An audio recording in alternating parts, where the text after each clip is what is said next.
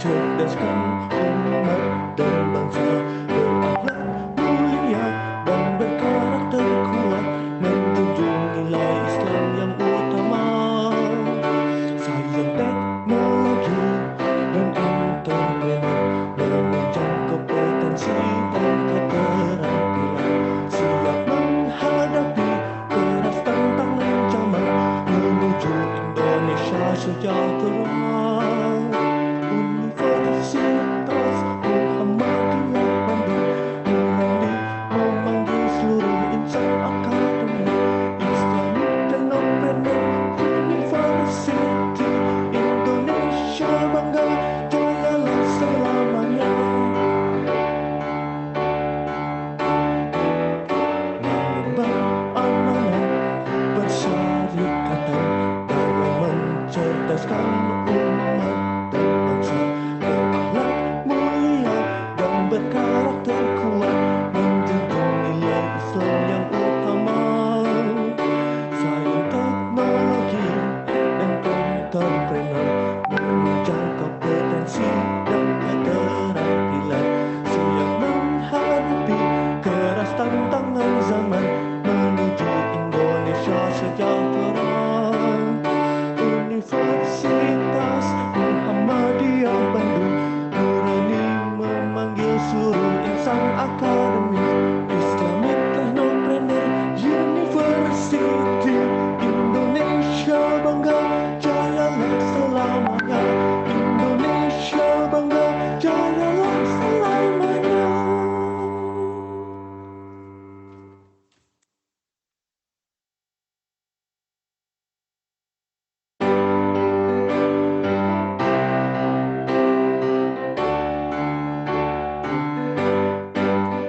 Mengemban amanah persyarikatan dalam mencerdaskan umat dan bangsa, berakhlak mulia dan berkarakter kuat, menjunjung nilai Islam yang utama.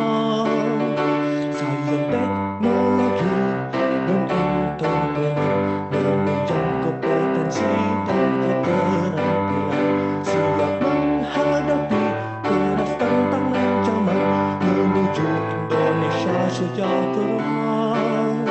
Universitas Muhammadiyah Bandung berani memanggil seluruh insan akademi Islamic Technopreneur University. Indonesia bangga, jayalah selamanya. Mengemban amanah persyarikatan dalam mencerdaskan umat dan bangsa, berakhlak mulia dan berkarakter kuat, menjunjung nilai Islam yang utama. Sains, teknologi, dan entrepreneur menunjang kompetensi dan keterampilan, siap menghadapi keras tantangan zaman menuju Indonesia sejahtera. Universitas Muhammadiyah Bandung berani memanggil seluruh insan akademi Islamic Technopreneur University. Indonesia bangga, jayalah selamanya. Indonesia bangga, jayalah selamanya.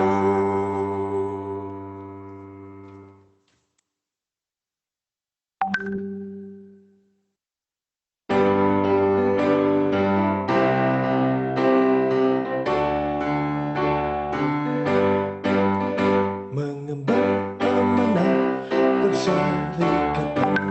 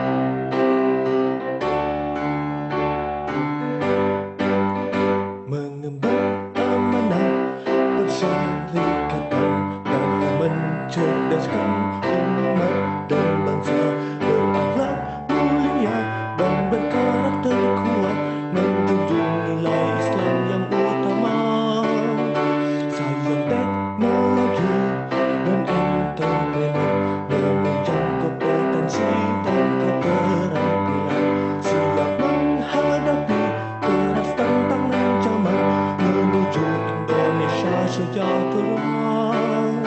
Universitas Muhammadiyah Bandung berani memanggil seluruh insan akademi Islamic Technopreneur University. Indonesia bangga, jayalah selamanya.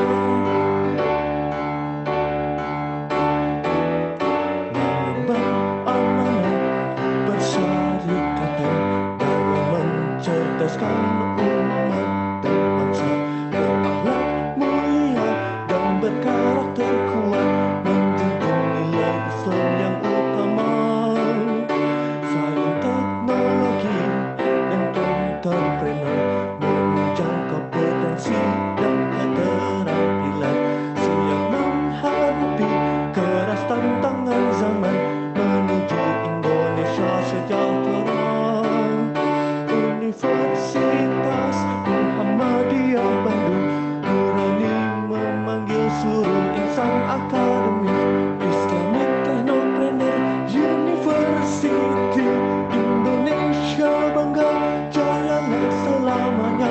Indonesia bangga, jayalah selamanya.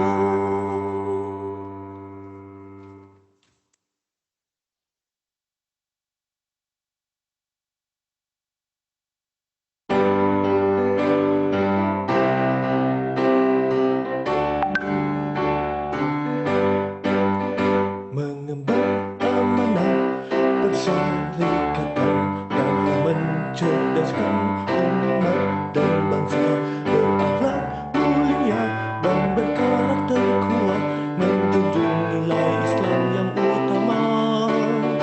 Sains, teknologi, dan entrepreneur menunjang kompetensi dan keterampilan, siap menghadapi keras tantangan zaman menuju Indonesia sejahtera.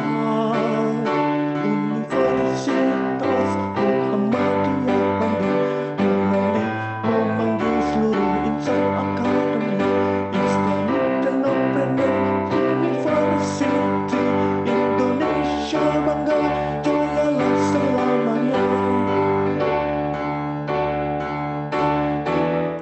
Mengemban amanah bersyarikatan dalam mencerdaskan umat dan bangsa, berakhlak mulia dan berkarakter kuat, menjunjung nilai Islam yang utama. Sains, teknologi, dan entrepreneur menunjang kompetensi dan keterampilan, siap menghadapi keras tantangan zaman menuju Indonesia sejahtera. Universitas Muhammadiyah Bandung berani memanggil seluruh insan akademi Islamic Technopreneur University. Indonesia bangga, jayalah selamanya. Indonesia bangga, jayalah selamanya.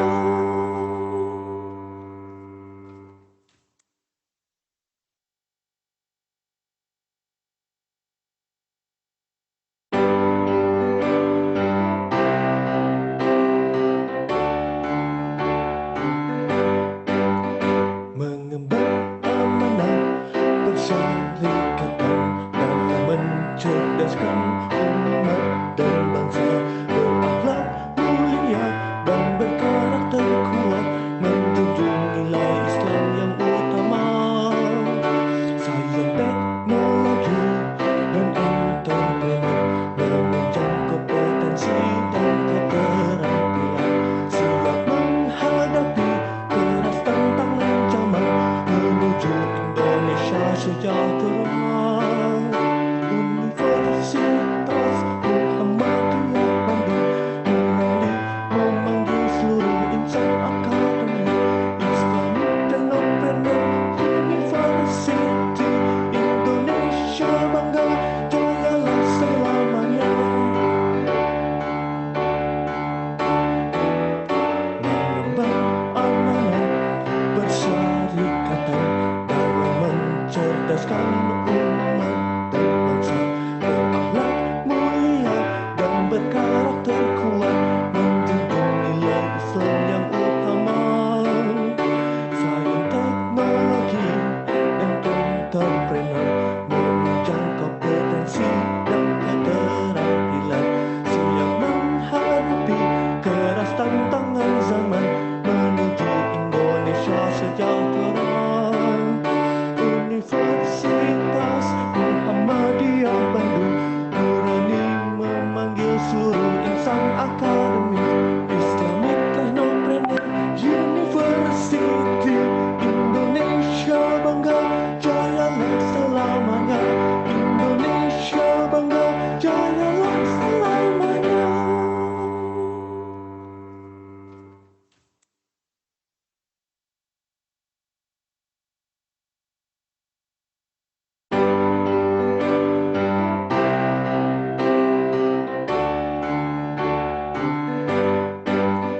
Mengemban amanah persyarikatan dalam mencerdaskan umat dan bangsa, berakhlak mulia dan berkarakter kuat, menjunjung nilai Islam yang utama. Sains, teknologi, dan entrepreneur menunjang kompetensi dan keterampilan, siap menghadapi keras tantangan zaman menuju Indonesia sejahtera. Universitas Muhammadiyah Bandung berani memanggil seluruh insan akademis. Islamic Technopreneur University, Indonesia bangga, jayalah selamanya. Mengemban amanah persyarikatan dalam mencerdaskan umat dan bangsa, berakhlak mulia dan berkarakter kuat, menjunjung nilai Islam yang utama. Sains, teknologi, dan entrepreneur menunjang kompetensi dan keterampilan, siap menghadapi keras tantangan zaman menuju Indonesia sejahtera. Universitas Muhammadiyah Bandung berani memanggil seluruh insan akademis. Islamic Technopreneur University, Indonesia bangga, jayalah selamanya. Indonesia bangga, jayalah selamanya.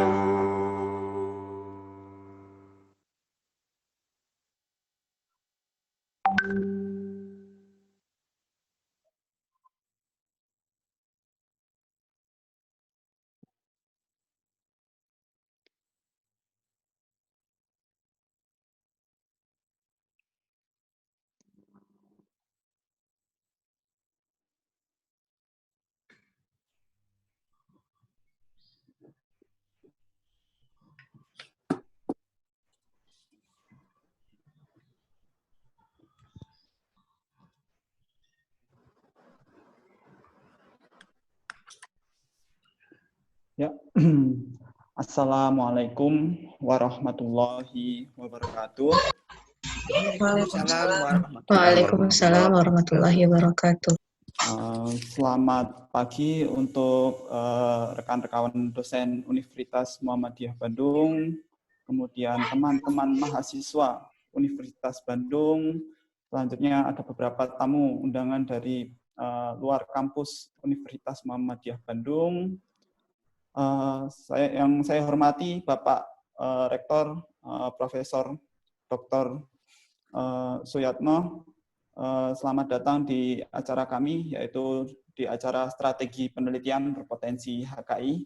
Selamat datang kepada pembicara kita, Prof. Eliza, dan Bapak Saiful Adnan dari Teknologi Hasil Pangan Universitas Muhammadiyah Bandung. Sebelumnya izinkan saya memperkenalkan diri. Saya Reza Fikri Al-Fatah, dosen dari program agribisnis. Di sini saya ditugaskan sebagai koordinator bidang diseminasi dan informasi pusat hak kekayaan intelektual Universitas Muhammadiyah Bandung yang menjadi moderator dalam acara ini. Ba'da tahmid dan salawat, mari sama-sama kita panjatkan puji syukur kehadirat Allah Subhanahu wa Ta'ala atas karunia dan berkahnya kita semua dapat melangsungkan agenda online menggunakan Zoom meeting ini dengan tema strategi penelitian berpotensi hak kekayaan intelektual. Baik, sesuai dengan temanya, semoga ini menjadi motivasi rekan-rekan dosen maupun mahasiswa supaya giat dalam meneliti sehingga berpotensi didaftarkan menjadi hak kekayaan intelektualnya.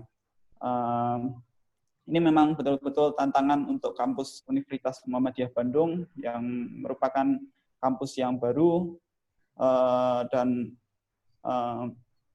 tentunya semangat-semangat para dosen ini semoga bisa berpotensi menjadi hak kekayaan intelektual. Baik, tidak lupa mari kita lafazkan sholawat dan salam kita kepada Nabi Muhammad SAW. Semoga kelak kita mendapatkan syafaat di yaumil akhirnya. Amin ya rabbal alamin. Sebelum kita memulai pada acara ini, acara yang pertama akan ada pemaparan dari pembicara tamu kita, yaitu Bapak Profesor Dr. Haji Suyatno, MPD, yang telah hadir pada Zoom meeting ini. Kepada Bapak Profesor Dr. Haji Suyatno, MPD, saya persilahkan. Terima kasih Pak Reza selaku moderator dalam Zoom meeting dalam seminar tentang hak kekayaan intelektual bagi Universitas Muhammadiyah Bandung. Bismillahirrahmanirrahim. Assalamualaikum warahmatullahi wabarakatuh. Waalaikumsalam warahmatullahi wabarakatuh. Alhamdulillahirabbil alamin. Assalatu wassalamu ala asrafil anbiya'i wal mursalin wa ala alihi wa sahbihi ajma'in. Amma ba'd. Asyhadu an la ilaha illallah wa asyhadu anna Muhammadan abduhu wa rasuluhu la nabiyya ba'da.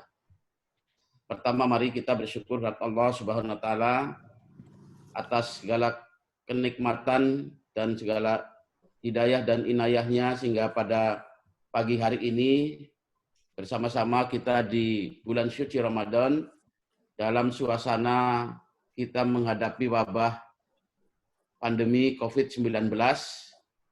Namun kita sebagai orang yang beriman dan kita sebagai ilmuwan, intelektual, itu semuanya tidak menjadi halangan bagi kita, namun kita akan tetap melaksanakan tugas yang diamanahkan pada kita, yaitu sebagai ilmuwan dan sebagai dosen yang inilah merupakan tugas kita untuk mengembangkan ilmu untuk kemaslahatan umat bangsa dan negara.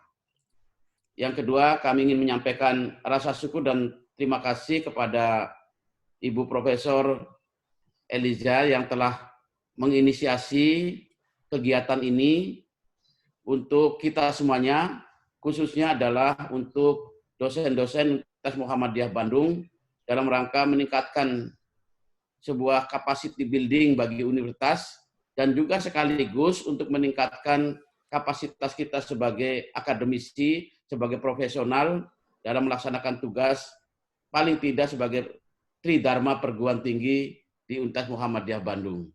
Namun demikian, pada acara ini Pusat Haki Universitas Muhammadiyah Bandung, seperti yang dikatakan oleh Pak Reza tadi, kita juga ada peserta atau tamu-tamu dari luar yang ingin bergabung dengan kita, dan ini sangat baik bahwa Universitas Muhammadiyah Bandung bisa memberikan kesempatan kepada tamu-tamu kita yang lain untuk mengikuti Zoom meeting untuk melakukan pemantapan dalam haki di Universitas Muhammadiyah Bandung. Kami terima kasih Prof. Eliza selaku Kepala Haki Universitas Muhammadiyah Bandung dan sekaligus hari ini sebagai narasumber dalam seminar atau Zoom meeting pada pagi hari ini.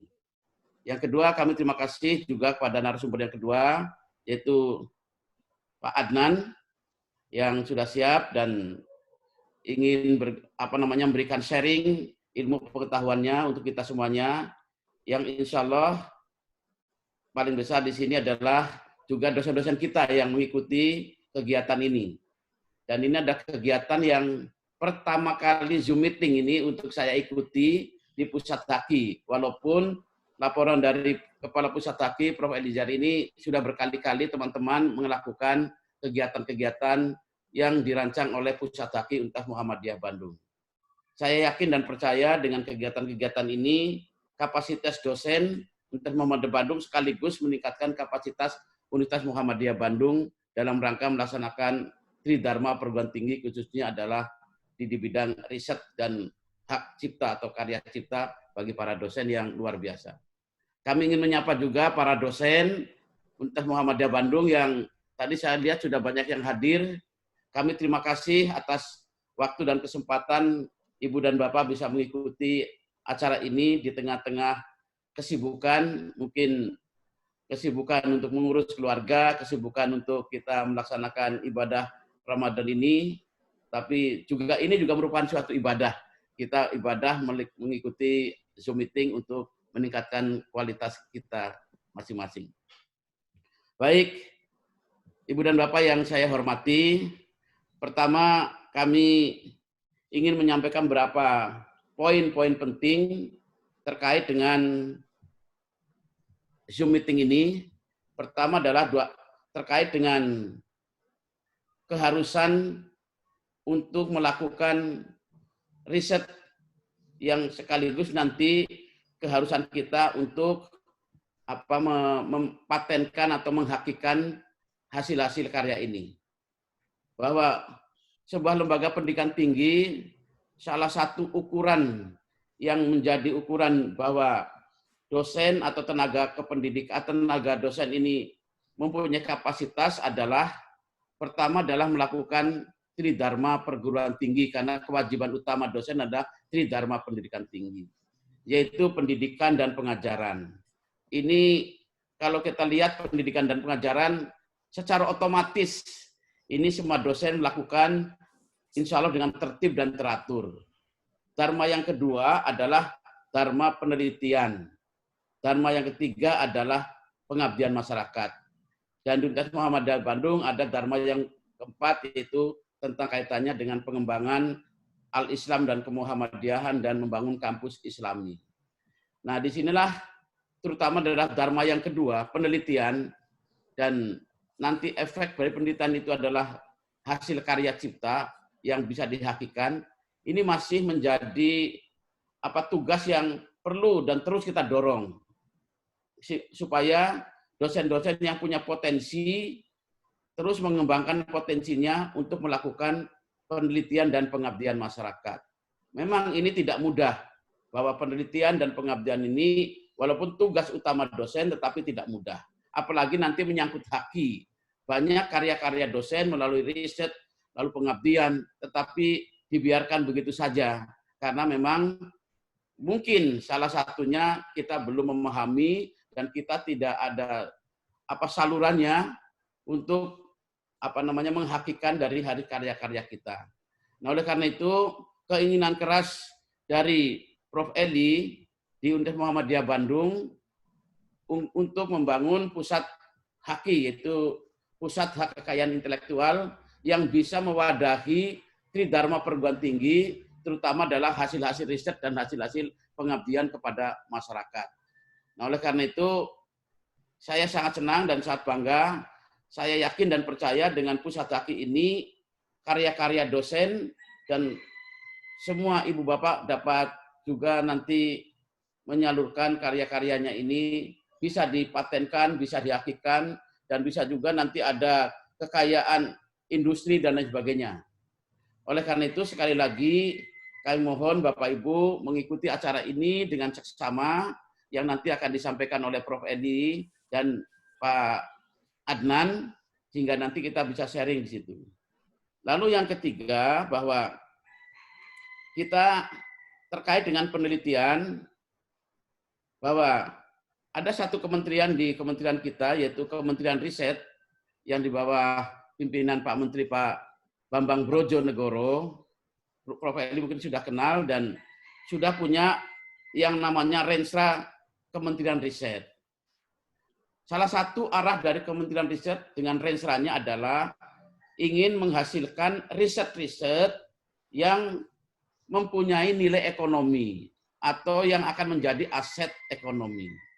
Pengalaman ini menunjukkan karena selama ini riset-riset yang dilakukan oleh dosen dan maupun pengabdian dia oleh dosen itu masih berupa hasil-hasil yang tidak bernilai ekonomi, hanya sekedar untuk memenuhi kewajiban sebagai dosen melakukan riset, lalu hasilnya hanya sekedar untuk naik pangkat atau mengejar pangkat jenjang dosen, yaitu untuk pangkat akademik.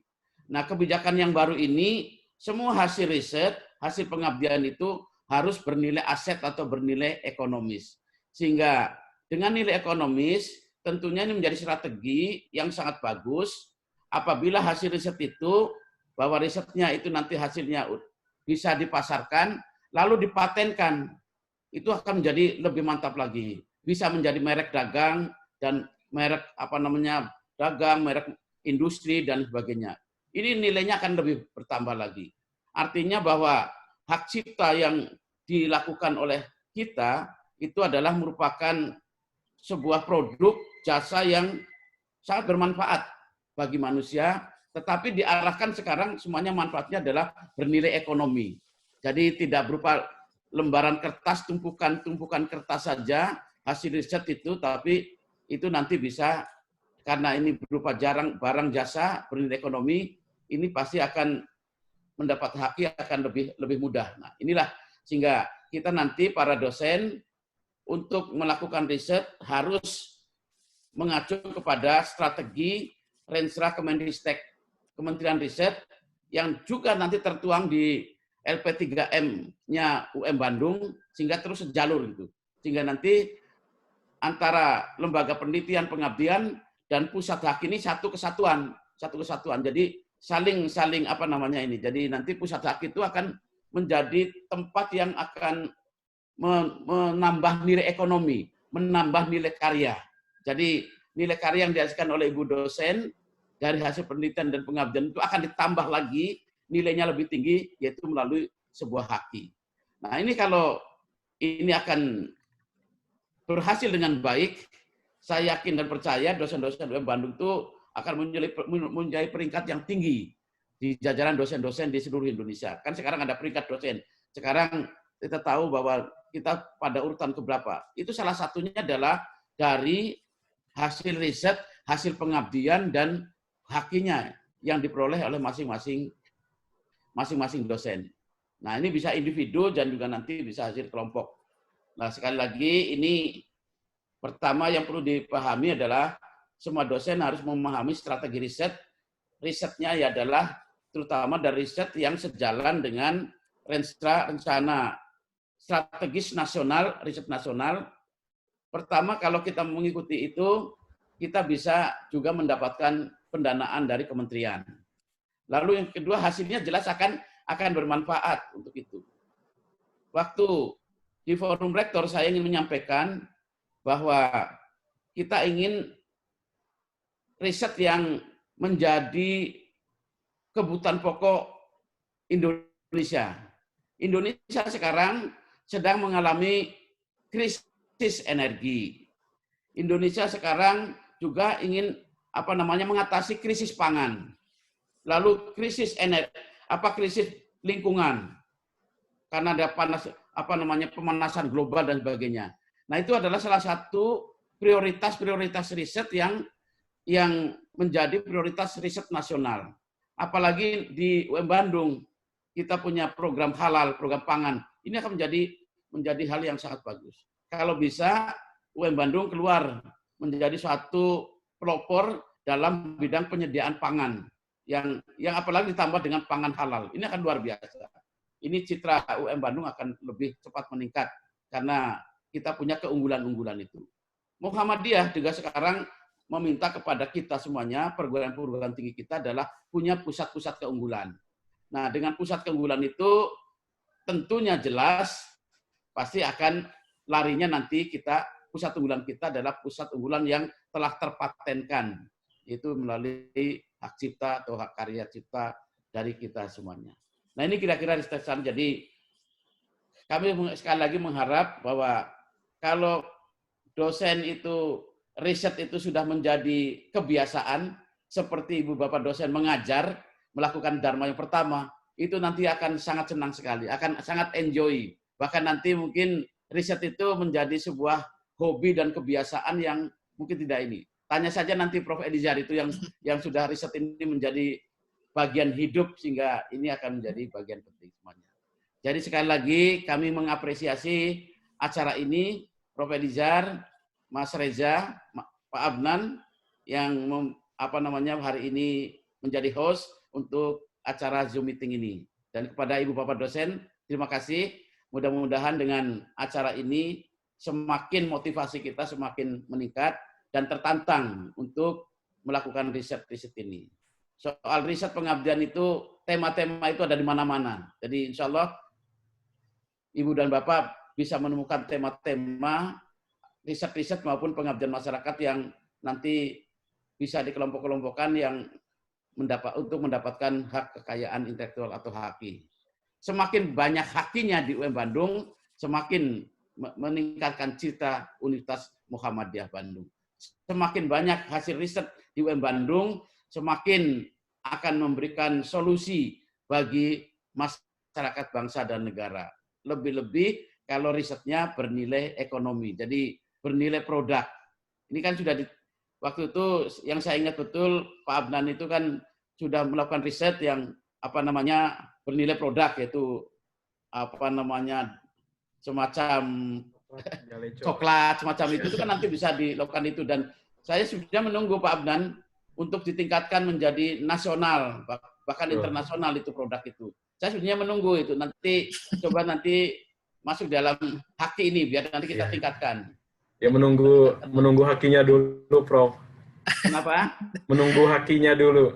Nah, jadi nanti Prof. Edi ini akan kebanjiran ini hasil karya-karya dosen untuk Amin, Pak. Kami nanti akan ikut membantu menyalurkan untuk meningkatkan nilai ekonominya itu. Kita bisa kerjasama dengan berbagai pihak, dengan pemerintah daerah, dengan pemerintah pusat. Ini insya Allah nggak akan ini. Yang penting kita punya modal.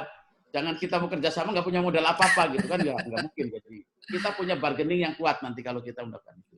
Jadi saya itu Bu Prof. Edi, terima kasih. Mudah-mudahan Zoom meeting ini berjalan dengan lancar dan hasilnya akan maksimal dan memberikan motivasi kepada para dosen untuk menjadikan haki, menjadikan penelitian pengabdian adalah bagian hidup yang tidak terpisahkan dari seorang akademisi dan seorang ilmuwan ini. Sekali lagi terima kasih. Semoga Allah Subhanahu wa taala, Tuhan yang Maha Kuasa akan selalu memberikan bimbingan, hidayah, petunjuk dan kemudahan bagi kita semuanya, khususnya para dosen di Universitas Muhammadiyah Bandung.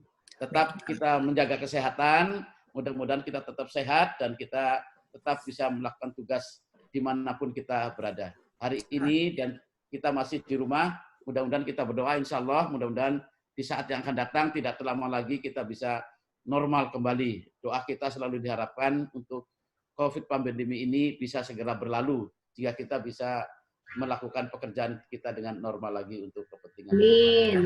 Amin. Terima kasih. Kurang lebihnya mohon maaf.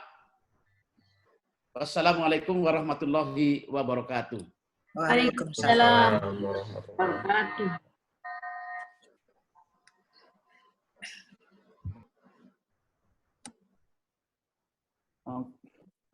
Waalaikumsalam warahmatullahi wabarakatuh.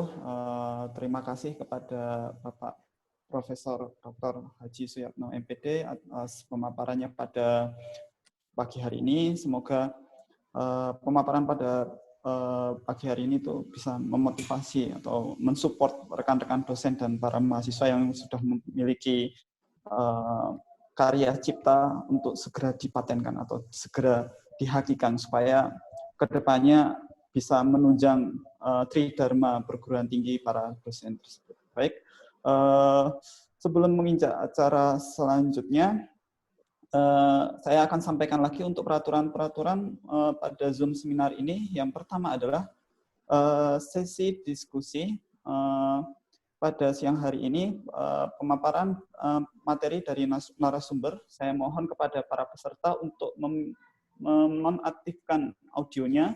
Kemudian untuk sesi diskusi akan melalui Google Form yang telah disediakan, yaitu melalui http://bit.ly materi_pusat.ki /UM Bandung. Nanti akan saya kirim melalui chat yang ada di grup ini. Sesi diskusi nanti moderator akan mengundang pemateri untuk menyampaikan jawaban dari pertanyaan dari Google Form dan juga tanya jawab secara langsung jika waktu masih ada.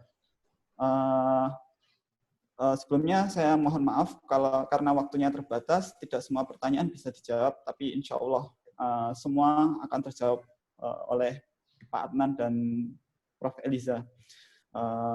Baik, untuk materi yang pertama itu adalah mengenai strategi penelitian yang berpotensi HKI. Pada pagi hari ini akan disampaikan oleh Profesor Dr. Insinyur Eliza Nurdin MS. Beliau adalah ketua dari Pusat HKI Universitas Muhammadiyah Bandung yang sudah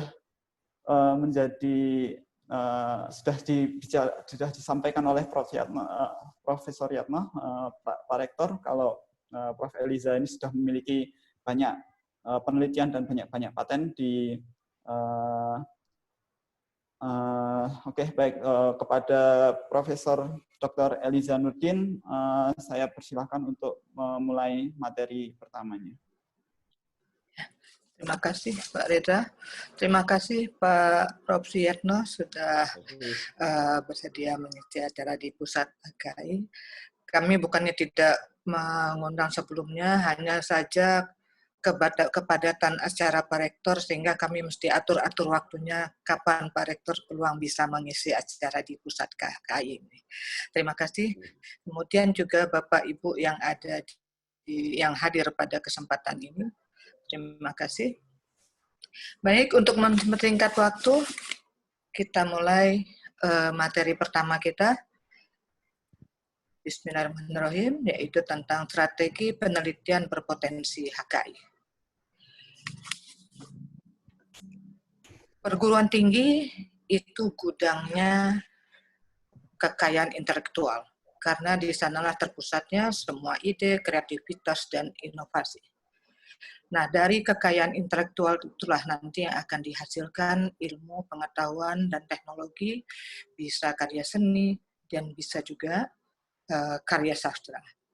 Hanya saja kekayaan intelektual ini, kalau kita lihat berdasarkan GII atau Global Innovation Index, silakan Pak Reza. Indonesia masih sangat jauh tertinggal. Poin kita baru 29,8. Untuk ASEAN saja, kita berada di nomor 2, tapi terbawah, bukan teratas. Jadi posisi Indonesia di ASEAN itu nomor 2 di bawah sesudah Kamboja. Kita saja masih kalah dari Vietnam dan juga Malaysia yang berkembang dengan sangat pesat, walaupun dulu Malaysia belajar dari kita. Untuk dunia, peringkat kita ke-85 dari ke-129 negara yang ada. Nah, kenapa hal ini bisa terjadi? Kita lihat faktanya di perguruan tinggi. Nah, pada perguruan tinggi kita lihat, penelitian berorientasi HKI dari para akademisi di Indonesia masih rendah, sesuai dengan yang disampaikan Prof. Suyatno tadi. Karena apa? Kebanyakan penelitian di lingkungan kampus itu hanya tersimpan rapi di pustaka atau merupakan sebuah laporan hanya sebagai tanggung jawab atau kewajiban setelah menyelesaikan penelitian, buat laporan, simpan di pustaka atau masukkan di dalam file komputer. Atau untuk berkas naik pangkat. Hanya itu. Padahal KI ini apabila didaftarkan menjadi hak kekayaan intelektual, itu akan menjadikan economic value yang luar biasa. Selagi Bapak Ibu tidak daftarkan KI, artinya tidak ada perlindungan terhadap hak kekayaan intelektual tersebut. Negara pun juga tidak bisa berbuat banyak kalau KI kita tidak terdaftar. Nah, biasanya kita baru kelimpungan atau sudah mulai masalah apabila HKI ini, silakan Pak Reza. Apabila HKI ini sudah menjadi atau mempunyai nilai komersial. Dan bisa dilanjutkan Pak Reza slide-nya. Ya, dan biasanya kita baru melihat HKI ini apabila produk yang sebelumnya, apabila produk tersebut sudah memiliki nilai komersial dan ada pihak yang akan diuntungkan. Artinya apa? Kekayaan intelektual ini harus Bapak Ibu daftarkan supaya dia menjadi atau memiliki nilai ekonomi yang sangat menjanjikan. Jadi bisa kita katakan HKI yang Bapak Ibu peroleh akan merupakan aset bagi Bapak Ibu sekalian. Nah, kenapa posisi KI ini sekarang di mana? Kita lihat untuk KI itu ketentuan harus di-HKI-kan itu sebenarnya sudah ada di Undang-Undang Nomor 12 Tahun 2012. Hasil penelitian wajib disebarluaskan. Jadi artinya bukan hanya tertinggal di pustaka, di lingkungan kampus kita saja, atau ada di rak buku di rumah kita masing-masing. Tapi wajib disebarluaskan dengan cara diseminarkan, dipublikasikan, dan atau dipatenkan atau di-HKI-kan. Kemudian poin ketiganya, hasil penelitian kita yang diterbitkan dalam jurnal, memperoleh paten yang dimanfaatkan oleh industri, teknologi tepat guna, atau buku yang digunakan sebagai sumber belajar, itu dapat diberi anugerah yang bermakna oleh pemerintah. Jadi sudah sangat jelas bahwa kekayaan intelektual itu harus disebarkan dan harus didaftarkan. Supaya apa? Supaya pemerintah juga bisa atau negara bisa melindungi kekayaan intelektual kita masing-masing. Nah, hal ini, HKI ini bisa ditingkatkan, itu harus bersama-sama. Jadi, pimpinan, dosen, mahasiswa, itu harus saling bahu-membahu supaya HKI ini bisa ditingkatkan, dan tentu saja juga dengan komitmen lembaganya. Komitmen lembaga dalam memudahkan, bisa dilanjutkan slide-nya Pak Reza, bisa meningkatkan, mempermudah atau memfasilitasi agar dosen-dosen kita itu bisa mendapatkan HKI-nya.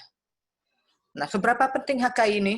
HKI ini akan menjadi referensi dan evaluasi kegiatan pendidikan, pengajaran, penelitian, pengabdian masyarakat, dan kegiatan lainnya. Nah, sekarang kita akan memulai suatu penelitian bagaimana supaya penelitian kita itu memiliki potensi HKI yang tinggi.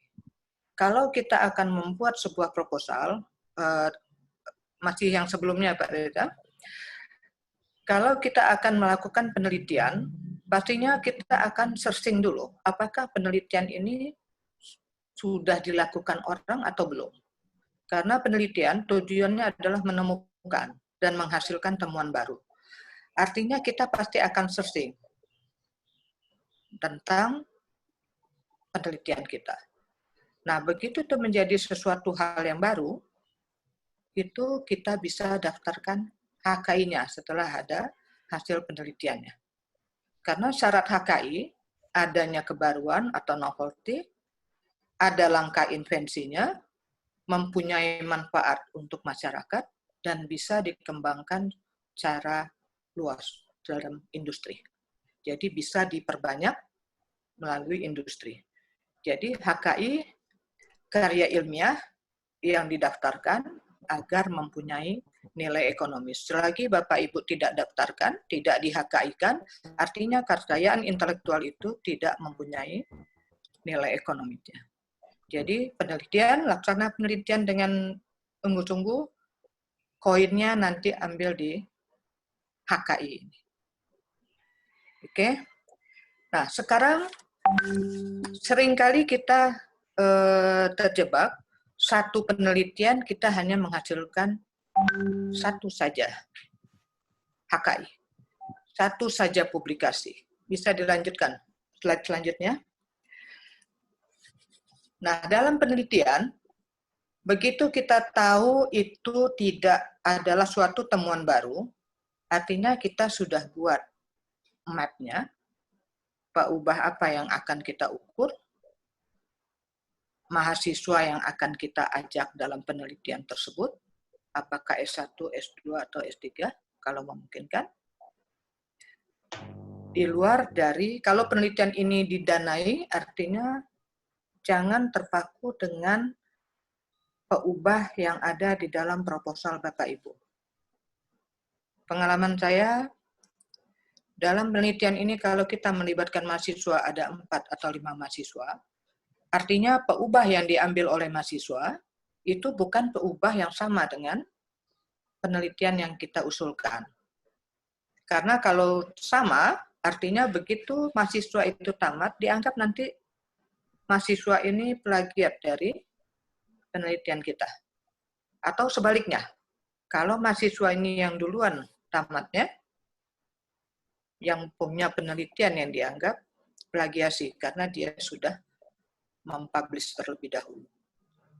Jadi, usahakan yang mahasiswa, bimbingan kita tidak mengambil atau menggunakan data yang sama dengan proposal yang kita usulkan. Nah, semua data-data ini itu kita kumpulkan, ya. Jadi memang ini kerja tim, karena penelitian itu tidak bisa kerja satu orang. Penelitian kerja tim, sehingga banyak pihak yang terlibat di sana. Nah, data ini kemudian setelah terkumpul, kita daftarkan dulu patennya, kalau memang ini ada kebaruan, novelty tadi, ada langkah invensinya. Jangan publish dulu, karena begitu dipublish, hak paten kita gugur, karena tidak ada kebaruan lagi, karena sudah menjadi milik umum. Jadi itu sekali yang sering sekali terjadi, teman-teman, Bapak Ibu, itu mempublish dulu ke jurnal, baru mengurus HKI. Jadi terbalik, harusnya daftarkan dulu patennya, baru publikasi jurnal. Ya, jadi dalam satu penelitian itu kita bisa dapat sebenarnya 1-2 paten. Saya justru pengalaman satu penelitian saya bisa menghasilkan 5 paten di samping hak cipta dan merek. Ya, ini contohnya penelitian yang saya lakukan 10 tahun ke belakang dengan saya sebagai ketua penelitinya. Ini ada 10, tapi yang terakhir ini saya belum daftarkan HKI-nya, karena 2017-2019 saya sedang transisi dari institusi lama ke yang baru. Jadi memang sengaja di sana saya hold untuk tidak didaftarkan. Nah, dari 9 riset ini, saya memperoleh 24 HKI. Nah, kenapa bisa seperti? Nah, itu tadi caranya. Coba bisa kita lihat, sebagai contoh ini adalah judul riset saya. Silakan lanjutkan, Pak Reza. Nah, judul riset utama saya adalah peningkatan produktivitas dan kesehatan ternak perah berbasis limbah gambir dan kunyit dalam rangka swasembada susu 2020. Dari judul-judul riset ini, saya bisa menghasilkan 5 paten, dan ini 4 diantaranya sudah granted, yang 1 sudah pemeriksaan substantif. Ya, jadi artinya Dari judul riset itu kita pecah lagi. Jadi saya ambil yang hanya gambirnya, yang hanya kunyitnya, ada yang gabungan keduanya, dan ada lagi efeknya terhadap hasil yang kita hasilkan. Setelah ini didaftarkan, karena kalau kita tunggu granted lama, Pak. Itu paling cepat 2 tahun. Jadi begitu didaftarkan, itu sudah dipagar penelitian kita. Hari ini jam 10, Bapak Ibu daftarkan permohonan patennya, 10:05 silahkan. Publish kemanapun mau dan berapa banyak yang akan dipublish. Kenapa? Karena itu sudah punya kita. Jadi jangan terbalik, jangan publish dulu, karena begitu dipublish, artinya patennya gugur. Itu bukan punya kita, tapi sudah menjadi milik umum. Nah, saya tidak hanya mengerjakan paten ini saja. Setelah saya dapatkan 5 ini, saya juga mempublish ke jurnal dan seminar baik nasional maupun internasional. Dari satu judul itu, saya bisa mempublish dalam publikasi jurnal nasional, internasional, seminar nasional, dan seminar internasional, itu kurang lebih ada 7 atau 8 ini. Dari judul riset yang satu tadi. Jadi jangan, ini pengalaman pribadi yang harusnya kita lakukan seperti itu. Jadi begitupun juga mempublish, jangan semua peluru kita habiskan untuk satu jurnal. Tapi dipilah-pilah untuk data yang dikelola oleh mahasiswa, apakah harus masuk di jurnal yang cinta berapa. Kalau yang Q misalnya, kita masukkan data kita yang lebih tinggi levelnya. Jadi sesuaikan mana yang akan kita publish. Tapi dengan catatan, HKI kita sudah kita daftarkan dalam bentuk paten. Nah, sedangkan untuk merek dan hak cipta, kalau kita melakukan penelitian, pasti dalam proposal akan ditanyakan tujuannya apa dan manfaatnya apa. Pasti ada manfaatnya untuk masyarakat banyak. Kalau ada tujuan untuk masyarakat, berarti ada produk yang dihasilkan.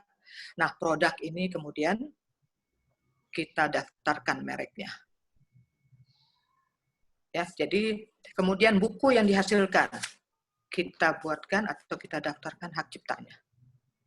Jadi artinya apa? Satu produk itu bisa banyak KI-nya yang bisa kita daftarkan. Mulai dari merek dagangnya, dari hak ciptanya, patennya, desain industrinya, seperti handphone ini, desain industrinya, layar lebar, itu sudah bisa didaftarkan hak KI-nya desain industri.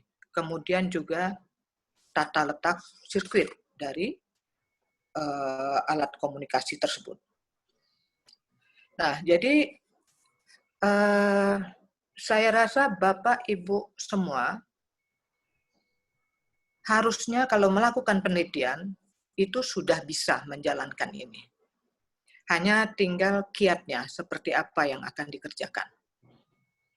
Jadi seperti yang saya tadi, dari mulai kita menyusun proposal, itu sudah dirancang. Sudah kita browsing, kemudian juga apa-apa yang akan kita ambil, biasakan untuk mengambil semua data yang ada di lapangan. Karena kalau mencari sampelnya itu sangat sulit. Sehingga begitu ada penelitian, usahakan untuk semaksimal mungkin kita ambil data yang ada. Lebih data-data yang tidak perlu biaya, pada sekedar kalau seperti saya, ukuran tubuh ternak pun saya ambil. Karena apa? Karena dalam nanti pemeriksaan substantif dari paten tersebut, itu semua peluru harus kita siap. Begitu ditanya oleh pemeriksa. Sehingga data kita setiap ditanya ada. Itu yang harus kita persiapkan. Kemudian jangan lupa juga logbook. Logbook dari mulai Bapak Ibu menyusun proposalnya, siapa sampai terlibat, itu juga sudah harus terdata. Dan itu itu tetap harus ada sampai kapanpun. Karena begitu ada yang komplain, ada yang menyanggah, kita harus tampilkan bukti-bukti otentik dari penelitian kita. Berikut dokumentasinya. Nah, jadi biasanya karena ini adalah pekerjaan tim, jadi pembagian siapa yang berhak masuk pun juga itu harus diatur. Yang paling sering terjadi ini bentrokannya antara kita yang sering bermasalah. Sehingga biasakan bekerja profesional, buat datanya. Kalau saya biasanya membuat hak kepengarangan dan hak HKI. Jadi dibuat poinnya sehingga kalau nilainya nanti di bawah 30, berarti itu akan masuk di ucapan terima kasih. Tapi kalau nilai evaluasi kita di atas 30, baru kita masukkan di dalam publikasi dan di dalam HKI. Jadi untuk sementara mungkin itu yang bisa saya sampaikan. Nanti dilanjutkan dalam diskusi, nanti akan banyak nanti kita bahas apa yang menjadi kendalanya. Mungkin itu, terima kasih. Wassalamualaikum warahmatullahi wabarakatuh. Waalaikumsalam warahmatullahi wabarakatuh. Waalaikumsalam warahmatullahi wabarakatuh. Terima kasih kepada Ibu Profesor Eliza Nurdin atas pemaparannya tadi. Sungguh menarik bagaimana sih sebuah penelitian itu bisa dipatenkan, dan Prof. Eliza sendiri juga sudah memberikan beberapa contoh untuk beberapa penelitian yang sudah dipatenkan. Nah, pada pagi hari ini kan kita sudah mendapatkan apa sih yang perlu disiapkan supaya penelitian itu dapat dipatenkan, dan beberapa contoh yang sudah dipatenkan. Dan mungkin ada pertanyaan yang muncul, seperti apa sih contoh yang penelitian-penelitian yang bisa dipatenkan. Nah, untuk sesi kedua ini ada pemaparan dari Bapak Adnan. Beliau adalah Kepala Program Studi Teknologi Pangan Halal di Universitas Muhammadiyah Bandung.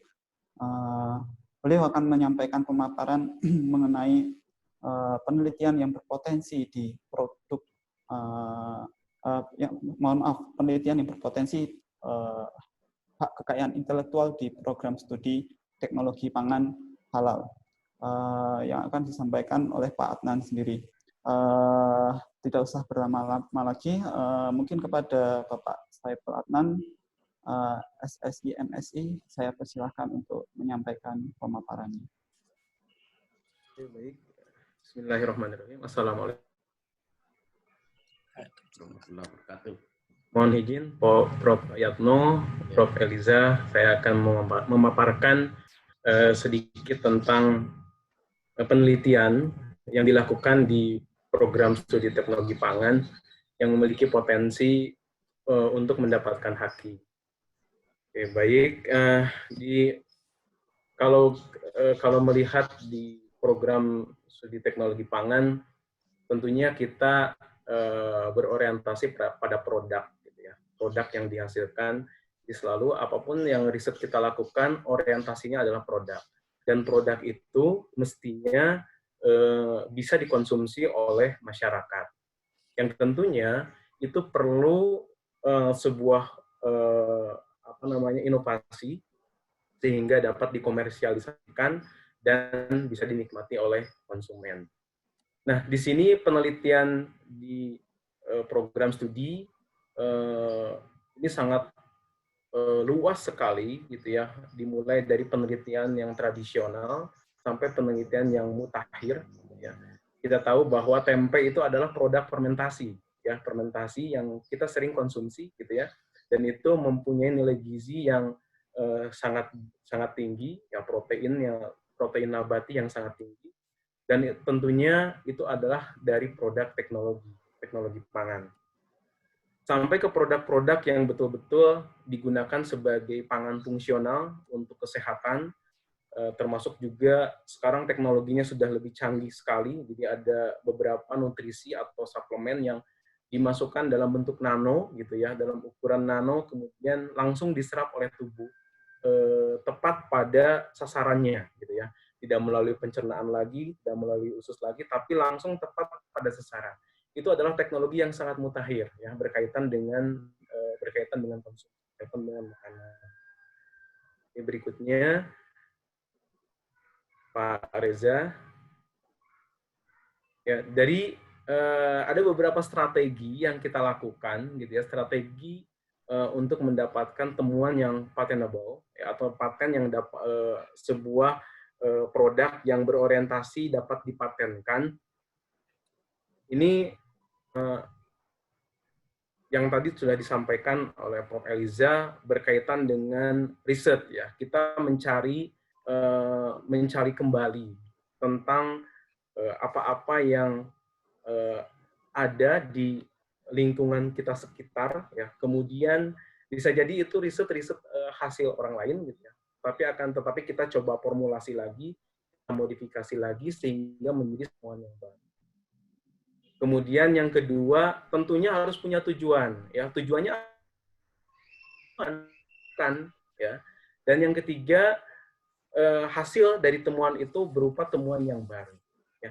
Itu yang 3 poin ini yang harus dikembangkan, yang harus dicari bagaimana kita bisa mendapatkan temuan-temuan yang dapat dijadikan atau berorientasi ke paten.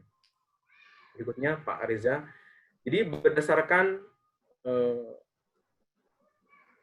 Undang-Undang Pasal 2 Nomor 14 Tahun 2001 tentang paten, dijelaskan bahwa suatu invensi atau temuan dikatakan patentable atau berorientasi dapat dipatenkan jika pertama ada kebaruan.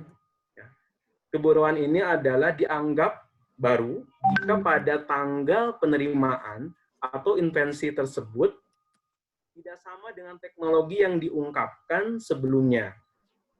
Atau dalam istilah lain adalah state of the art gitu ya.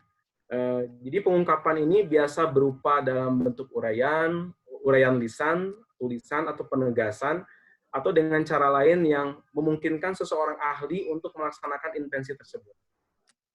Kemudian yang kedua, mengandung langkah inventif, yaitu pengembangan dari invensi yang sudah ada, ya, dan untuk pencapaian sebelumnya, ya, sesuai dengan keahlian yang dimiliki pada saat permohonan yang diajukan.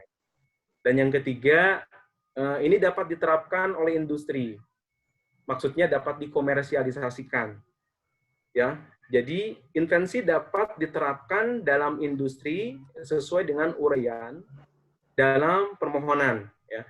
Jika invensi tersebut dimaksudkan adalah sebuah produk, maka produk tersebut harus mampu dibuat secara berulang atau secara komersial atau secara massal, ya, dengan kualitas yang sama dengan hasil riset atau produk prototipe. Sedangkan jika invensi ini ya berupa sebuah proses, maka proses tersebut harus mampu dijalankan atau digunakan dalam praktiknya. Nah, ini ketiga ini yang ada dinyatakan dalam undang-undang dan itu berorientasi terhadap paten gitu ya. Jadi memungkinkan untuk mendapatkan paten. Berikutnya, Pak. Ada beberapa Pak Reza, slide berikutnya. Jadi ada beberapa pendekatan, ya. Ada pendekatan untuk kita memperoleh ide sebuah penelitian. Ya. Mungkin Bapak Ibu sudah ada yang mengetahui tentang beberapa di atasnya sebelumnya, Pak. Ada beberapa pendekatan atau metode yang untuk memunculkan ide. Pak Reza di atasnya, Pak Reza. Ya, untuk memunculkan ide, yang pertama itu melalui proses design thinking, ya, di mana design thinking itu adalah sebuah merupakan suatu pendekatan yang digunakan untuk menciptakan inovasi dengan berfokus pada human centris design, ya, atau juga user centris, ya. Jadi berpatokan atau berpatokan atau melalui pendekatan user gitu ya, sehingga diciptakan dengan mendorong adanya prototipe, yang prototipe itu bisa dikembangkan sehingga bisa dikonsumsi atau bisa dinikmati oleh siapapun. Itu yang pertama. Kemudian pendekatan design thinking ini memiliki 5 tahapan, ya, dengan empathizing, kemudian ada define, ya, kita menemukan permasalahan. Itu dari permasalahan-permasalahan yang ada akan muncul sebuah ide, ya, ide yang bisa dikemas, ide yang bisa di create gitu ya, sehingga diwujudkan dalam bentuk prototype, sehingga muncullah sebuah produk yang bisa dilakukan tes, ya, untuk konsumen, ya. Tentunya kita harus mengetahui apa yang dibutuhkan oleh konsumen tersebut. Kemudian cara yang menemukan ide yang kedua melalui dengan cara yang namanya belajar, ya, belajar melalui alam. Ya. Belajar dari alam, kita bisa melihat fenomena-fenomena yang ada. Contoh saat ini adalah COVID gitu ya. Kondisi COVID ini memunculkan beberapa ide sebetulnya. Ya, kalau untuk di teknologi pangan, ide yang muncul tuh sangat banyak sekali sampai kita kewalahan. Kira-kira apa dulu yang mau kita kerjakan, gitu ya? Karena contohnya berkaitan dengan ketahanan pangan. Ya, berkaitan dengan ketahanan pangan, banyak sekali gitu ya. Beberapa waktu lalu teknologi pangan menyelenggarakan kuliah WhatsApp. Ternyata banyak yang bertanya dengan bagaimana mengkonsumsi, ya, makanan-makanan dalam kondisi COVID ini, ya, untuk mempertahankan imunitas tubuh, ya. Nah, di situ pertanyaan sangat banyak sekali, termasuk juga ada beberapa dari kita, ya, dari teman-teman kita yang juga mengalami stres karena tinggal di rumah aja gitu ya, sehingga perlu juga ada penelitian bagaimana, ya, konsumsi yang baik untuk mengelola stresnya, untuk mengelola emosionalnya. Nah, di industri baik kecil, menengah maupun besar, tentunya ketika terjadi wabah seperti ini, bagaimana upaya-upaya yang dilakukan untuk mempertahankan produknya tetap berkualitas, ya. Makanya di sini bisa jadi nanti di pangan akan dikembangkan bagaimana sebuah protokol, ya, sebuah prosedur yang digunakan untuk memproduksi sesuatu produk, gitu ya. Salah satu contoh untuk produk yang perlu higienitas tinggi, itu tentunya harus ada protokolnya. Misalnya karyawan atau sanitasi yang di dalam industrinya harus betul-betul diperhatikan.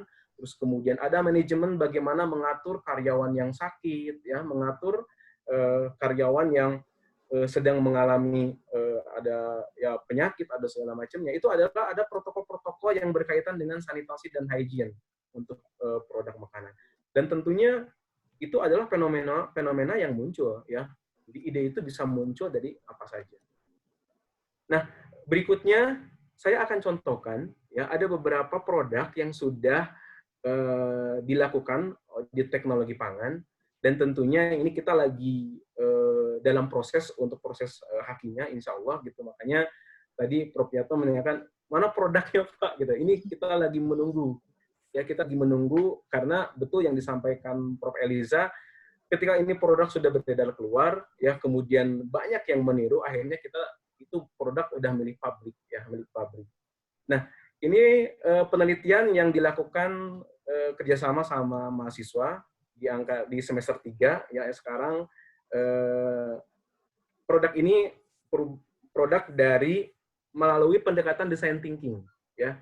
Saya lakukan dengan pendekatan design thinking bahwa ini adalah produk coklat yang terbuat dari galendo atau crude coconut oil, gitu ya. Sisa hasil samping dari pembuatan minyak kelapa, dan ini adalah makanan tradisional, ya, tradisional dari Jawa Barat yang sudah tidak dikenali oleh generasi milenial. Nah, dengan melalui pendekatan design thinking, kemudian kita gabungkan coklat dengan produk tradisional ini sehingga bisa dikonsumsi oleh millennials ya, generasi millennials. Karena generasi millennials ini ya suka akan coklat, suka akan yang manis-manis, sehingga kekayaan budaya atau sejarah ya untuk produk oleh-oleh ini bisa dikenal oleh masyarakat.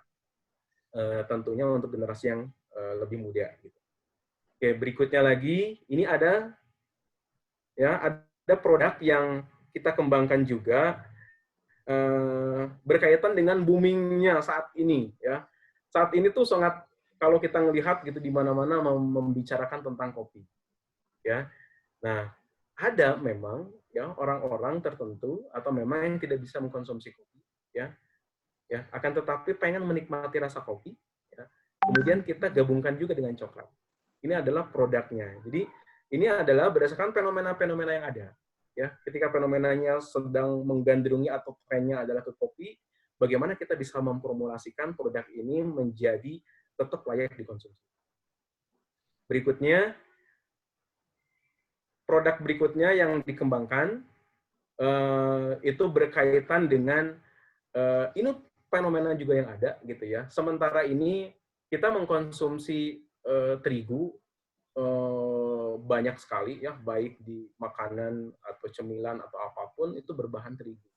Sementara terigu ini adalah impor gitu ya, impor dan banyak sekali yang masih bisa kita kembangkan menggunakan tepung lokal gitu ya, yang tepung lokal yang bahkan memiliki keunggulan lebih daripada terigu ya. Nah, kami melihat ada di sini di sekitar tidak jauh dari kampus juga satu kecamatan sama Prof Yatno di depan Pinus Regency Pak.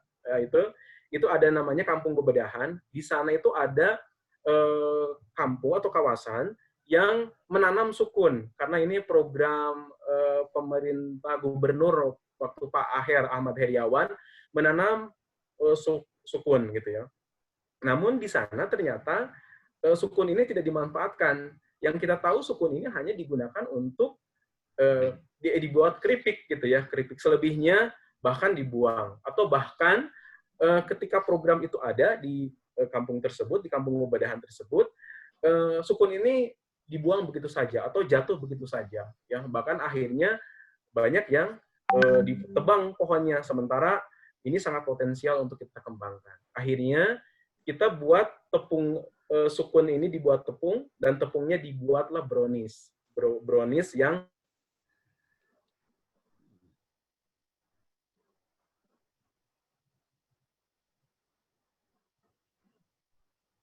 free gluten. Jadi free gluten ini adalah suatu alergan bagi seseorang atau orang-orang tertentu sehingga menimbulkan alergi atau bersifat hiperaktif. Nah, makanya kita kembangkan itu. Berikutnya Pak Reza. Jadi berikutnya berkaitan dengan produk yang kita kembangkan, ada produk ini berkaitan juga, nah ini ya, ini roket seblak ini, gitu ya. Ini adalah berdasarkan dengan fenomena juga ya. Waktu itu di awal-awal tahun berapa ya, 3 tahun yang lalu ya, seblak ini sangat menjadi booming tuh di Bandung ya. Bahkan orang-orang luar ya, dari luar Jawa Barat pengen tahu seblak itu ya. Nah, ketika datang ke Bandung, ternyata seblak itu dibuat dalam bentuk makanan basah ya. Dan ketika wisatawan ya domestik maupun di luar itu pengen membawa seblak, itu tidak bisa gitu. Akhirnya kita berpikir bagaimana produk ini bisa dikemas dan bisa dinikmati oleh siapapun yang tidak pernah datang ke Bandung, bisa juga menikmati produk ini.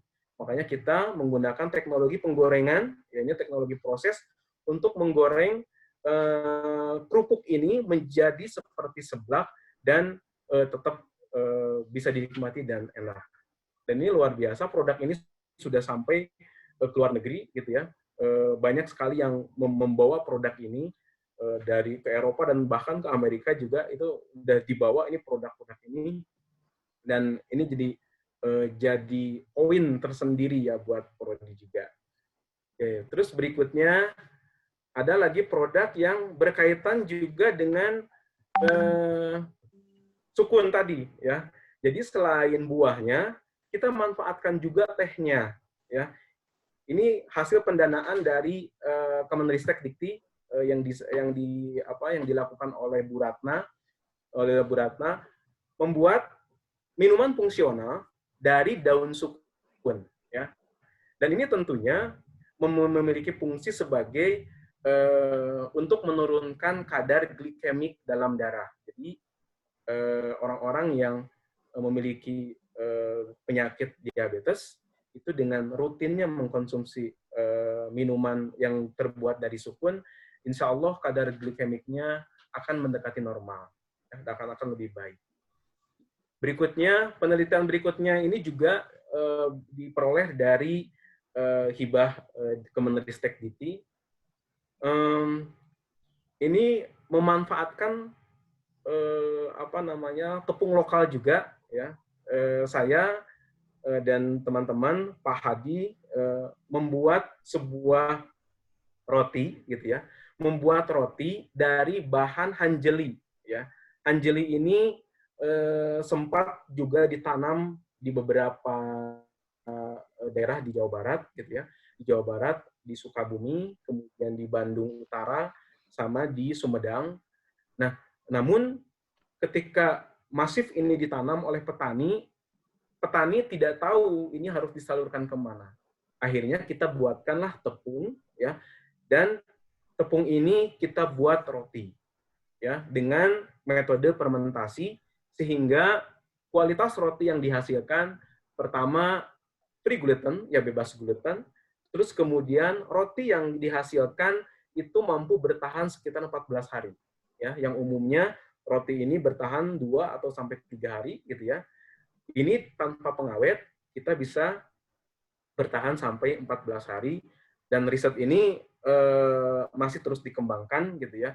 Tapi formulasi-formulasi ini kita persiapkan juga untuk hakinya.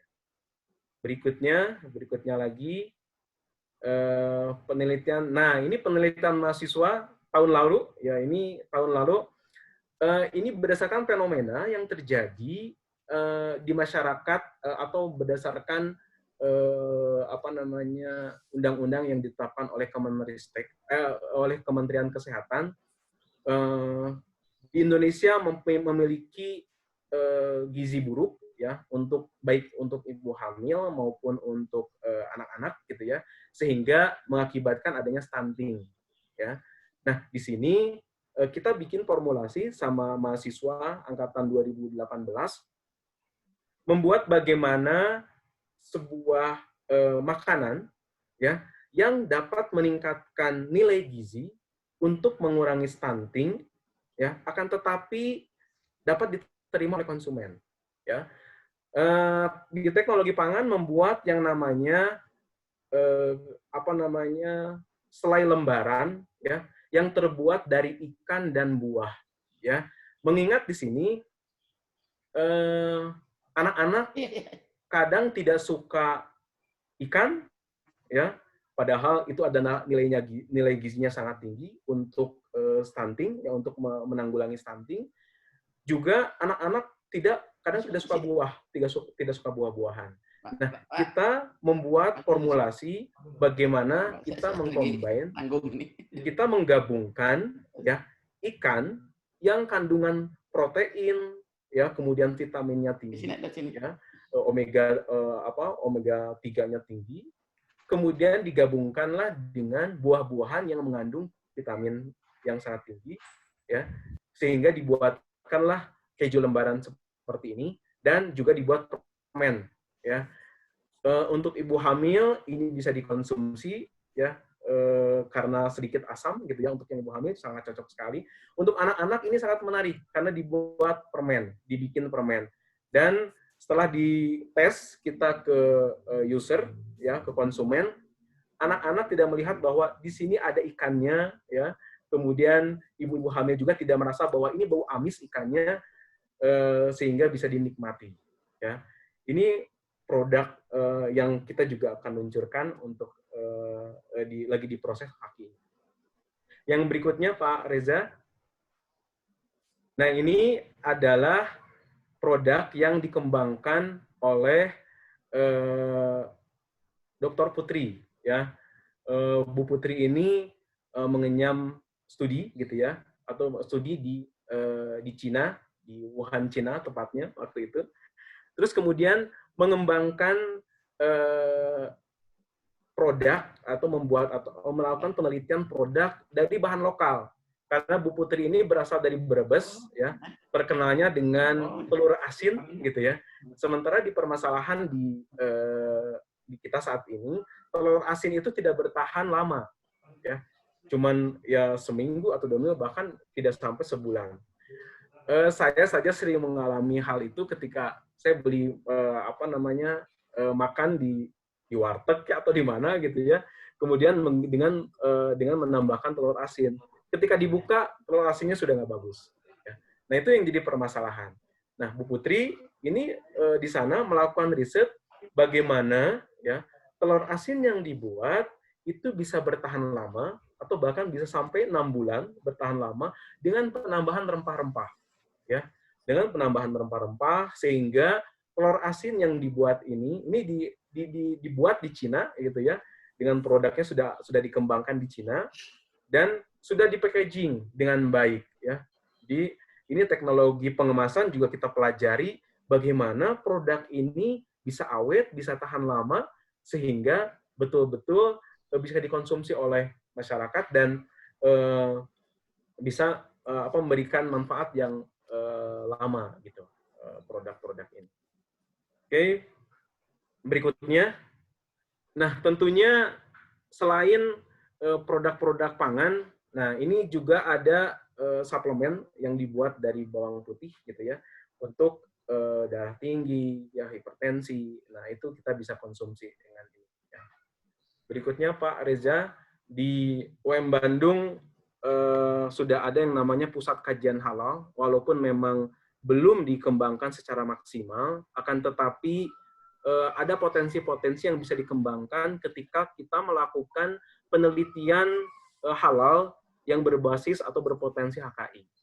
Oke, berikutnya di sini dari hulu ke hilir, ya Pak Reza, berikut slide-nya. Dari hulu ke hilir kita bisa melihat bahwa ini sangat luas sekali nih buat kita nih seorang peneliti, seorang dosen, untuk mengembangkan penelitian-penelitian berkaitan dengan halal. Ya, dari hulu ke hilir, dari hulu sampai hilir itu sangat berpotensi, baik berkaitan dengan produk maupun berkaitan dengan jasa. Ya, sebelumnya dulu Pak Reza. Jadi kalau berkaitan dengan produk, tentunya kita bisa melihat kira-kira bahan baku yang kita gunakan itu halal atau tidak. Ya, itu kita bisa lakukan risetnya. Karena berdasarkan Undang-Undang Jaminan Produk Halal yang tahun ini berjalan, masih sangat sedikit sekali ya peneliti melakukan penelitian berkaitan dengan halal. Jadi ini sangat potensi sekali kalau kita kembangkan.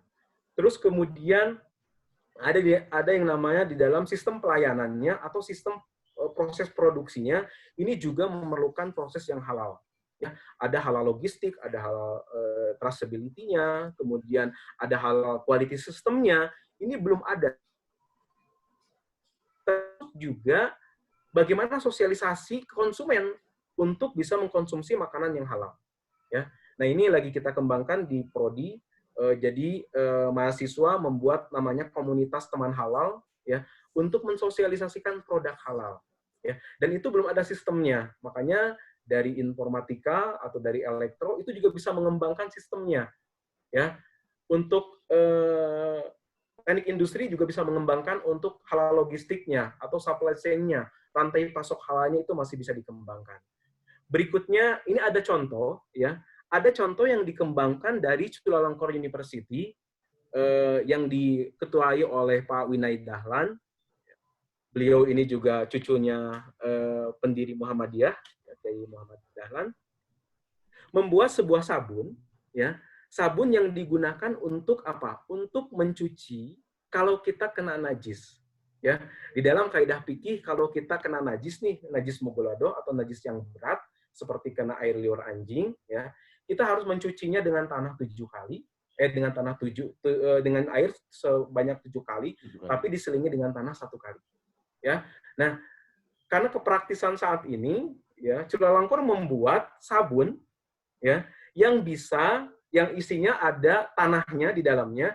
Jadi kita cukup mencuci tangan dengan sekali saja, ya karena sudah ada 7 kalinya itu tanahnya nggak perlu kita nyari tanah di mana gitu ya.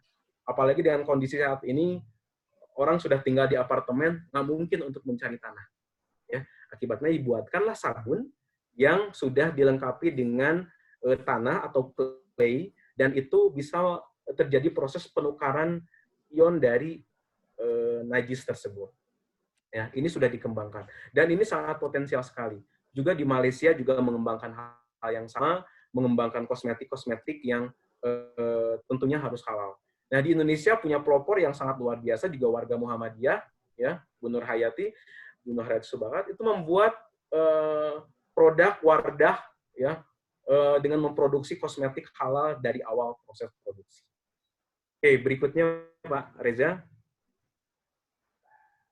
Oke, berikutnya, nah ini adalah peluang-peluang yang kita bisa dikembangkan untuk farmasi halal, ya. Yang hot isu nih tahun 2020 ya, yang disampaikan di State of Global Islamic Economic Report ini, peluang-peluang untuk farmasi halal itu sangat terbuka sekali, ya. Pertama berkaitan dengan gelatin halal, kemudian halal vaksin, ya, nanti yang hari Kamis nanti Profesor akan ada kuliah umum juga berkaitan dengan vaksin yang dengan Bio Farma. Terus kemudian juga ada halal nutraceutical dan holistic care halal yang berbasis homeopathy gitu ya. Berikutnya Pak Reza berkaitan dengan kosmetik. Nah, ini Indonesia itu sangat luar biasa. Konsumen terbesar kedua, ya. Konsumen terbesar kedua dalam mengkonsumsi kosmetik halal. Ini bisa dikembangkan oleh juga farmasi, ya. 4 miliar konsumen membeli produk halal kosmetik yang umumnya sekarang masih didapatkan dari Timur Tengah, ya, Timur Tengah yang mengembangkan ini. Ada beberapa peluang, ya, hot nail polish-nya, kemudian ada krim halal, ada kosmetik halal dan lain-lain. Berikutnya lagi yang berkaitan dengan teknologi pangan, ya, halal food, ya, Pak Reza. Indonesia itu nomor 1 konsumen terbesar produk pangan halal, ya. Nih, nomor 1 kita, sekitar 173 miliar, ya, konsumen kita mengkonsumsi produk pangan halal. Ya, sementara riset ini nggak ada di Indonesia, kita masih terbatas di Indonesia untuk mengembangkan produk pangan halal. Peluang yang sangat besar itu adalah halal ingredient. Kita punya banyak sekali kekayaan tentang rempah-rempah, ya. Tentunya kita bisa kembangkan dengan halal ingredient. Halal meat, ya. Halal meat, ya, kita perlu juga mengembangkan namanya daging halal, ya, yang daging kemudian snack dan lain-lainnya, termasuk juga halal feed-nya. Halal feed itu bagaimana bahan baku atau pupuk yang digunakan untuk memberikan memberi pupuk atau halal atau juga pakan ternak yang halal gitu ya. Karena halal itu harus halal by design dari awal, itu harus dibuat secara masif gitu ya. Ketika kita pengen menghasilkan ternak yang halal, tentunya asupan makanan hewannya pun harus halal ya, dan bibitnya pun juga harus halal. Kemudian halal retail konsep itu juga dikembangkan. Nah, kita juga punya yang namanya Prodi Tekstil and Fashion, dan Indonesia urutan ketiga yang konsumen produk fashion dunia, ya. 21 miliar itu produk fashionnya kita konsumsi, karena hampir 87% kita masih mayoritas Muslim, sehingga hijab atau fashion itu sangat masih berkembang di di Indonesia gitu. Dan ini potensi buat kita ya, buat prodi Kriya Tekstil and Fashion. Mungkin begitu Bapak Ibu dan rekan-rekan semua, rekan mahasiswa, mudah-mudahan beberapa contoh produk yang berpotensi halal kita sudah kembangkan. Di teknologi pangan ada 6 lagi produk yang masih kita masih kita persiapkan, yang mudah-mudahan itu bisa segera dibantu oleh Prof. Eliza untuk proses patennya. Terima kasih. Assalamualaikum warahmatullahi wabarakatuh. Waalaikumsalam warahmatullahi wabarakatuh. Terima kasih banyak pada Pak Adnan selaku Kaprodi di TPH atau Teknologi Pangan Halal. Baik, langsung saja untuk sesi berikutnya adalah sesi pertanyaan. Saya buka 3 cermin pertanyaan terlebih dahulu. Mungkin yang pertama dari pertanyaan untuk Prof. Eliza. Mungkin pada Prof. Eliza, saya persilakan waktunya untuk menjawab pertanyaan. Ya, makasih, moderator. Jadi sebelum menjawab, saya mungkin itu yang akan saya sampaikan ke Prof. Suyatno. Itulah yang menyebab di Muhammadiyah sangat-sangat luar biasa hasil-hasil penelitian yang harusnya sudah di-HKI-kan. Jadi ini pun juga bukan hanya di teknologi pangan halal, ada biotek, ada agribisnis, dan lain-lain prodi yang lain yang semuanya mempunyai kans yang sama besarnya. Nah, menjawab pertanyaan dari Bapak Ibu, saya mungkin bisa rangkum karena ini sudah waktunya sedikit lagi. Kita rangkum saja. Nah, kenapa seberapa pentingnya HKI harus diurus? Kalau Bapak Ibu hanya sampai di kekayaan intelektual, begitu artinya Bapak Ibu tidak akan mendapatkan manfaat dari apa yang sudah Bapak Ibu kerjakan, dan negara juga tidak bisa menjaga kekayaan intelektual tersebut. Itu sebabnya itu harus didaftarkan kalau itu punya kita. Yang paling banyak terjadi, kita baru ribut setelah kekayaan intelektual kita dipakai oleh pihak lain. Biasanya di sana kita baru heboh. Contoh juga untuk tesostro. Tesostro itu yang punya formulasinya tidak meng-HKI-kan di awal, tapi menjual saja formulanya. Kalau saja beliau mempatenkan formulasinya, dia akan menabung aset 20 tahun ke depan. Tidak ada artinya formulasi yang dibeli oleh pihak tesostro. Jadi mungkin itu pentingnya kenapa harus kita HKI-kan. Karena kita harus menghargai ide kreatif Bapak Ibu semua, itu yang bukan hasil ide kreativitas semalam, karena itu merupakan hasil yang diperoleh bertahun-tahun dan pengolahan bertahun-tahun. Nah, kemudian ada yang menanyakan tentang hak untuk ekonomi dulu. Bagaimana kami yang dari ekonomi? Dari ekonomi semuanya bisa, peluangnya sama. Yang penting di sana ada kebaruan dan ada satu sistem atau metode yang akan Bapak Ibu kerjakan. Jadi untuk sekarang memang kita harus membuat, jangan hanya per bidang.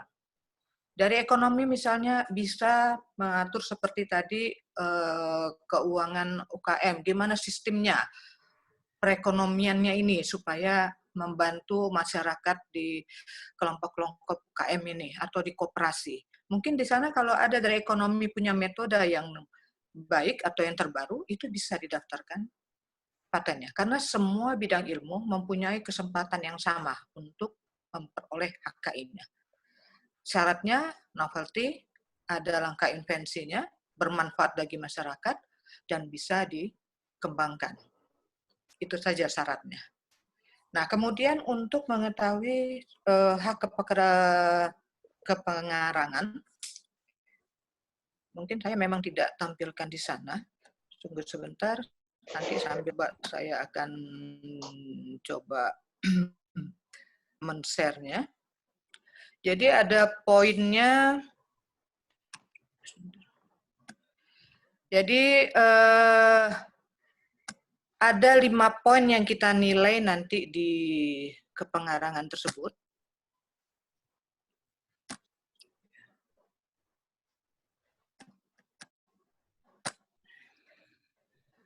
Jadi nanti ada masukan intelektual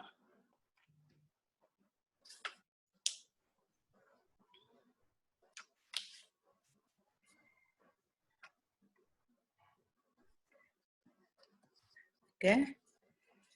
Jadi di sana ada masukan intelektual. Jadi ini biasanya berpengaruh kalau kita melakukan dengan banyak orang atau dengan banyak tim. Bisa didengar suara saya, Pak Reza? Bisa, Ibu. Bisa. Sudah keluar gambarnya? Sudah, Ibu. Sudah.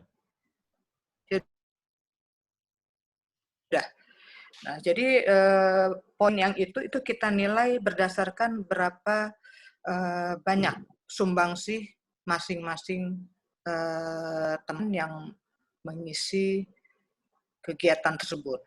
Jadi ada personalnya, kemampuan masukan idenya. Nah, itu semua dibuat poinnya, kemudian dijumlahkan. Nanti ada 5 itemnya. Itu yang kita nilai. Kalau jumlahnya di bawah 30, artinya teman kita tersebut masuknya di ucapan terima kasih. Jadi tidak ada haknya untuk masuk di dalam penulisan karya ilmiah atau HKI. Jadi ini dia. Ada 5 poin. Jadi misalnya ada memberikan nasihat pendek yang merutin, artinya nilainya 5. Jadi memang masing-masing orang punya berkas ini satu-satu yang akan dinilai oleh tim. Sehingga tidak ada lagi yang menjadi masalah, kenapa kok nama saya tidak ada di sana. Karena ini yang paling sering terjadi kalau kita melakukan penelitian secara antar institusi. Mungkin itu penjelasan yang bisa disampaikan, Bapak Ibu.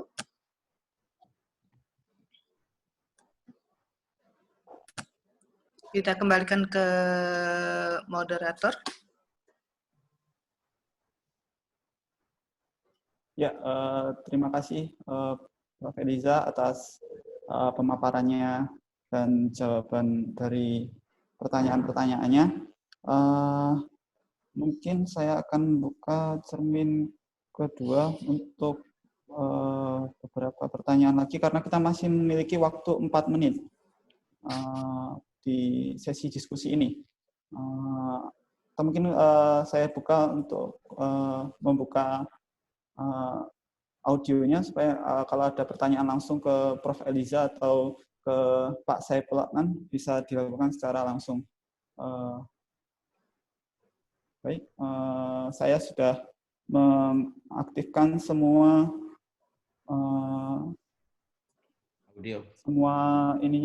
audionya. Mungkin teman-teman ada yang dari rekan-rekan dosen ada yang mau bertanya secara langsung.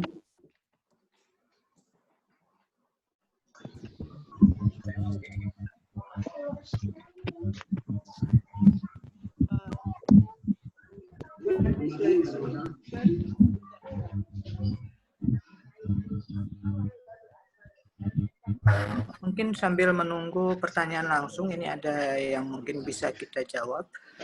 Saudara Fikri Akbar ini menanyakan menentukan suatu penelitian yang strategis dan peluangnya dapat menghasilkan HKI.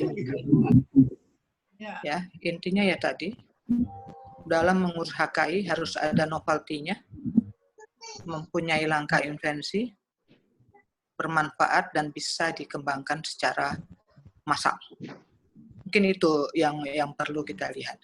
Jadi begitu kita akan melaksanakan penelitian, kita punya ide, itu langsung kita searching. Kadang-kadang kita sering melupakan hal-hal sepele yang ada di sekitar kita, itu sebenarnya sangat banyak yang bisa kita angkat menjadi suatu penelitian. Kita sudah lihat nih jauh ke ujung, padahal di depan mata kita sendiri sangat banyak yang ada yang sering kita lupakan. Jadi menarik tadi seperti dari prodi TPH tadi, itu semua adalah hal-hal yang ada di depan mata. Dan insya Allah produk-produk tersebut dalam waktu yang tidak lama lagi akan kita daftarkan. Kita tinggal tunggu untuk siapkan berkasnya untuk dimasukkan. Mungkin itu kalau ada yang mau menambahkan lagi pertanyaannya, masih ada waktu, Pak Rida? 2 menit lagi, Bu Elisa. Mungkin dari rekan-rekan mahasiswa atau dosen, apakah ada pertanyaan langsung? Saya mungkin Pak Reza dari Bu Neni. Ya, silakan Bu Neni. Ya, seperti Bu Neni. Assalamualaikum Prof. Waalaikumsalam. Apa kabar Bu Neni? Alhamdulillah baik. Ya, gimana Bu Neni? Saya mengikuti sejak awal nih, luar biasa nih pembentukan. Alhamdulillah. Ya, mudah-mudahan saya juga berharap dengan dibentuknya HKI ini dan ada kelembagaan baru yang mungkin belum saya sosialisasikan tentang pembentukan kewirausahaan yang namanya Listens ini bisa membangun satu kolaborasi yang luar biasa, Prof. Karena kami di sana juga ingin membangun para wirausaha unggul yang membangun motivasi dan inovasinya agar nanti ketika dia hasil menyelesaikan penelitiannya ini bisa dipatenkan dan kita semakin kuat keberadaan HKI ini dengan ada dukungan dari lembaga Islamic Technobrand atau Listen ini di UM Bandung.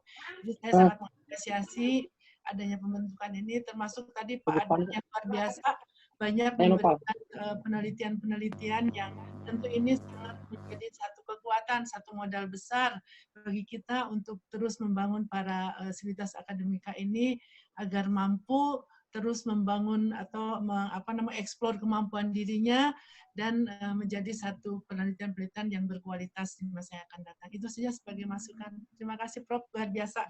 Terima kasih Pan. Ya, jadi mungkin kita akan mewadahi. Ini kita sudah lihat dari awal Bu ini. Penelitian dosen-dosen kita luar biasa. Ya. Hanya itu tadi. Yang perlu diingat, daftarkan HKI dulu, baru publish. Ya, itu aja yang perlu diingat supaya jangan menjadi kita gagal patennya karena kita sudah mempublish terlebih dahulu. Ya, itu yang luar biasa, Prof. Ya. Jadi kita harus sudah punya paten dulu, baru kita publish keluar. Itu memang jadi kekuatan. Jadi tidak perlu menunggu, nanti kita harus menunggu graded-nya lama. Tidak, dia begitu kita daftarkan, itu sudah ada hak kita di tangan. Ya. Jadi itu jadi makanya saya bilang jam sekarang ini kita daftar 5 menit kemudian mau dipublish silahkan saja, tidak ada masalah lagi. Ya. Gitu. Makasih ya Pak. Nanti sosialisasi aja ya Prof, sosialisasi cepat kita berkolaborasi, insya Allah. Oke, terima kasih Bu Neni. Makasih Bu Neni. Ya, Assalamualaikum. Ya. Terakhir barangkali saya ya Pak Reza. Ya, silakan Bu Is. Prof. Ya, Prof. Prof. Yatna alhamdulillah. Sehat, Prof. Elisa sehat. Alhamdulillah. Ya. Saya ini hanya mau menanggapi saja, barangkali sebetulnya memang karya-karya dosen banyak ya, dan keinginan untuk mendapat haki atau hak paten juga besar. Hanya ini terganjalnya biasanya klise nih dari para dosen itu, biaya untuk mendapatkan hak paten itu yang terganjalnya oleh biaya. Punten sekali. Ini hanya menyuarakan para dosen ini gimana ya. Katanya makanya kalau Kaprodi jadi ketempuhan Bu istilahnya. Ada nggak dana dari kampus atau bagaimana ya ini begitu? Jadi apa perlu diajukan oleh Kaprodi atau bagaimana teknisnya? Jadi sebetulnya bukan tidak ada keinginan mempatenkan karya-karya mereka, cuma itu terganjalnya oleh biayanya begitu. Begitu saja barangkali Prof. Elina. Iya, terima kasih Bu Is. Jadi ini pun juga sudah kita susun bersama dengan tim, dan juga ini kebetulan juga ada pimpinan di sini. Memang kita sudah usulkan untuk bantuan insentif HKI ini, hanya tinggal doa bersama lah dari Bapak Ibu semuanya supaya ini bisa disetujui. Tapi menjelang ini disetujui, ada baiknya untuk pendaftaran awal mungkin tidak terlalu besar kalau kita ambil dari dana penelitian, ataupun nanti juga di samping nanti dari insentif dari perguruan, kita nanti juga ada Uber HKI dari Dikti, itu khusus untuk bantuan pengurusan paten. Kemudian dari Ristek nanti juga ada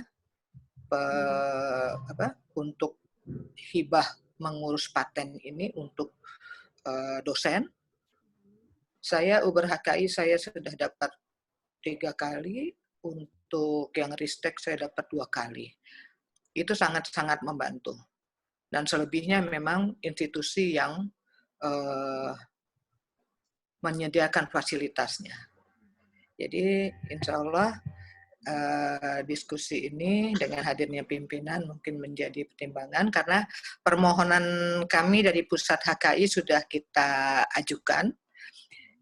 Mudah-mudahan ada jalan keluar yang diberikan, tapi itu saya berikan jalan-jalan lain yang juga bisa kita gunakan.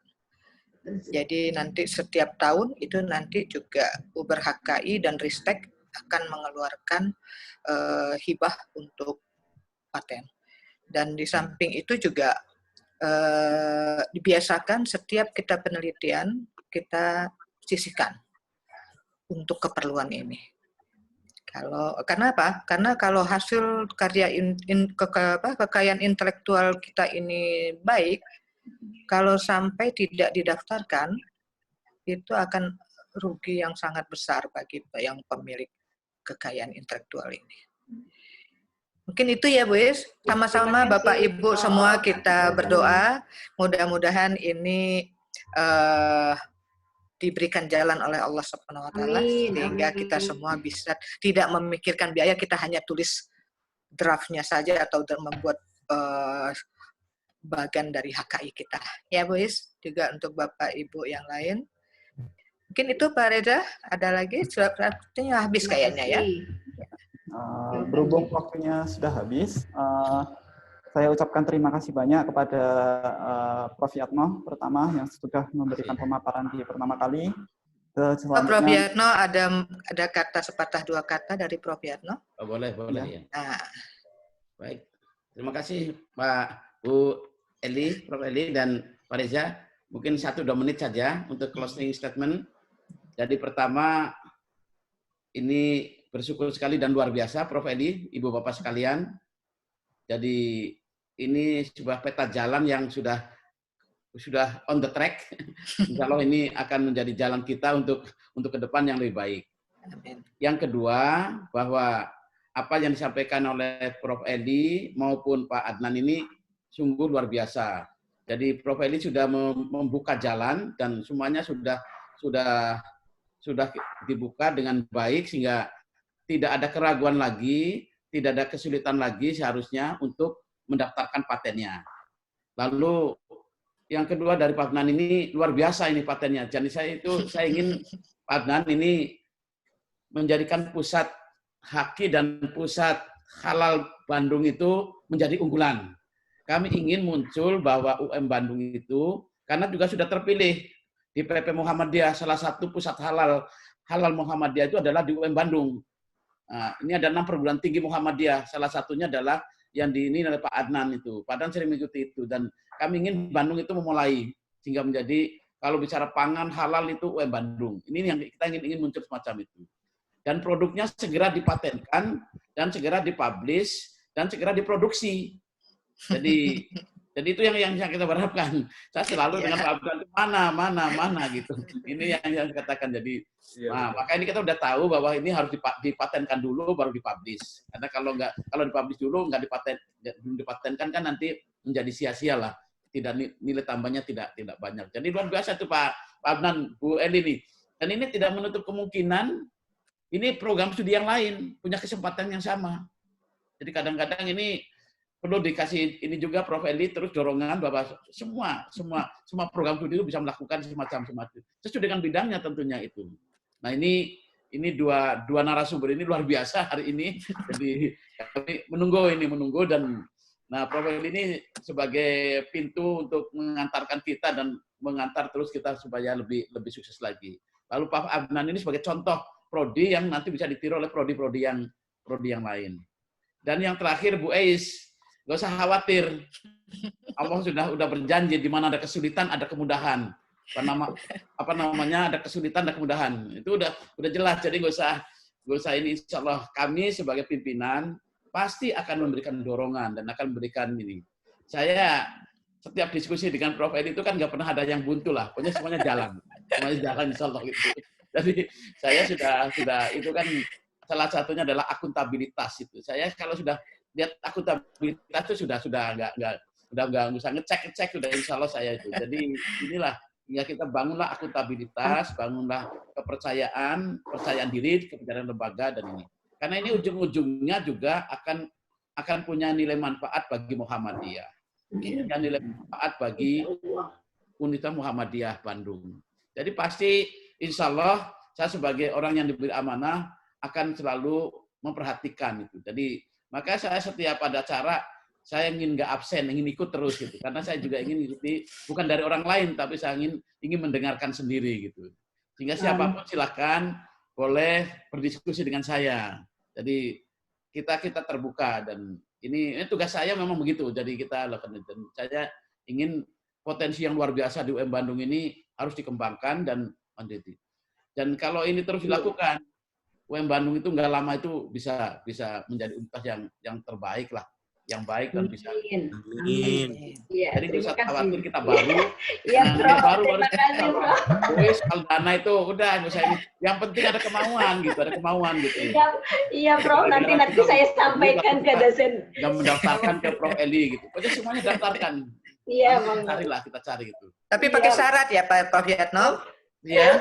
Syaratnya harus dengan nama UM Bandung. Oh iya, itulah. Iya, jelas. Itu saya sangat dukung sekali. Memang begitu. Berita gembira untuk disampaikan ke para dosen, insya Allah. Tidak boleh mendua. Iya. Harus satu komitmen. Mendua bertiga. Jadi harus kita dukunglah UM Bandung ini. Untuk kita semuanya. Itu ada Pak Wahyu itu. Kita hadir, Pak Iya semuanya. Wakil rektor hadir semua dan banyak yang hadir itu. Alhamdulillah. Itu Prof. Eli. Terima kasih. Sukses Sama-sama Pak. Terima kasih Pak. Dan seluruhnya Pak Reza dan terutama adalah para dosen ini yang luar biasa. Saya bangga. Saya bangga punya dosen seperti Ibu dan Bapak sekalian untuk Pak UM. Terima kasih Pak. Terima kasih. Assalamualaikum warahmatullahi wabarakatuh. Waalaikumsalam warahmatullahi wabarakatuh. Terima kasih banyak buat Prof. Yatno atas penyampaiannya. Memang diskusi ini tidak cukup sekali dua kali saja. Insya Allah besok tanggal 19 akan dilakukan diskusi lagi. 16, Pak. Tanggal 16. Oh, tanggal 16, mohon maaf. Tanggal 16 akan ada diselenggarakan lagi. Semoga ini akan menambah motivasi para dosen dan para mahasiswa supaya hadir dan supaya merekrut semua hak kekayaan intelektualnya. Baik, berhubung waktu sudah mendekati 11.45 menit, sudah mendekati waktu untuk sholat duhur. Mari kita tutup acara pada siang hari ini dengan berdoa. Alhamdulillah bersama-sama. Alhamdulillahirabbil alamin. Terima kasih telah mengikuti acara ini dengan tertib. Mohon maaf apabila terdapat kesalahan dari saya selaku moderator. Saya minta maaf. Saya istighfar, astagfirullahaladzim.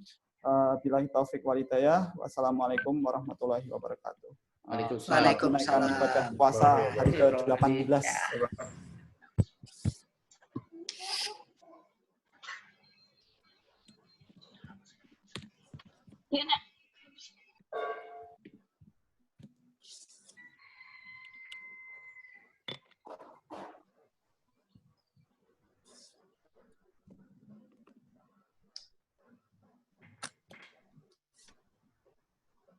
Makasih Prof. Eli.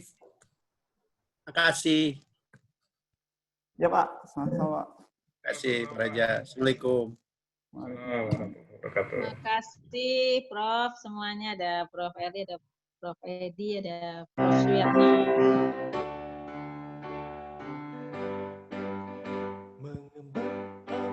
Makasih Bu Renta. Musiknya di sini.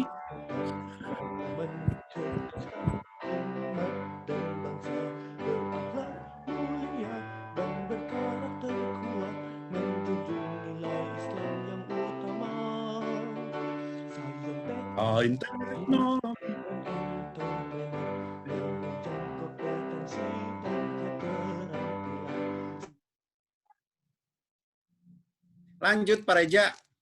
Oh, end meeting Pak, udah mendekati sholat duhur Pak. Takut nanti mengganggu azan. Terima kasih. Assalamualaikum. Baik Pak, ya waalaikumsalam warahmatullahi wabarakatuh. Terima kasih Bu Reniati